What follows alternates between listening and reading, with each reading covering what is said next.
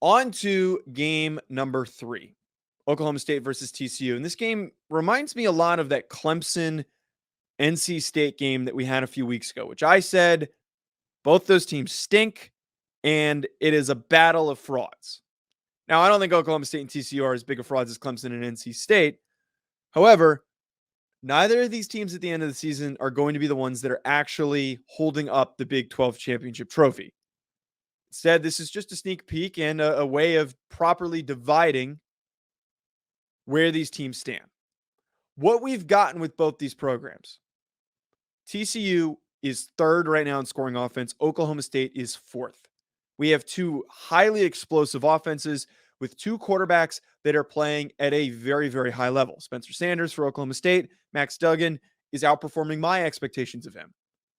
Both are athletic, both can move, both can run, both have shown proficiency as passers. But the one thing that sticks out to me in this game, the one thing that helps me determine what the outcome is going to be, Oklahoma State's defense has been weak in games where they're supposed to dominate. And I point to Central Michigan as the best evidence. And it feels like, just in general, Oklahoma State across their schedule has played teams when you're supposed to be one of the top ranked teams in the country that they're supposed to like very heavily pull away from.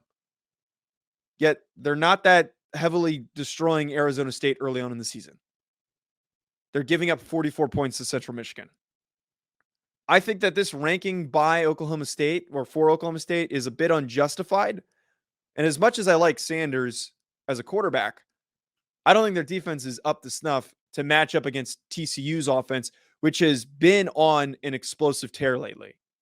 Quentin Johnston is helping Max Duggan along with the remaining receiving core to put up huge passing totals. And we saw the capability that they have against weaker, and I think Kansas's defense is significantly better than Oklahoma State's, but their capabilities to put up huge plays, huge numbers, long touchdown passes because of how talented they are at receiver.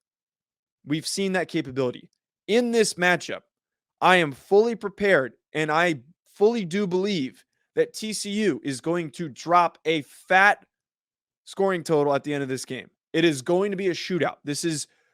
I know that we've had a lot of Big Ten games that have been low scoring, very, very low scoring. We had a 10-9 game, I believe, off the top of my head.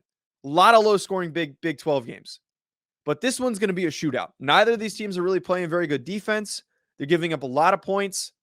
It's going to be a shootout, but TCU is going to be a close winner, if not by a score and a half or two scores.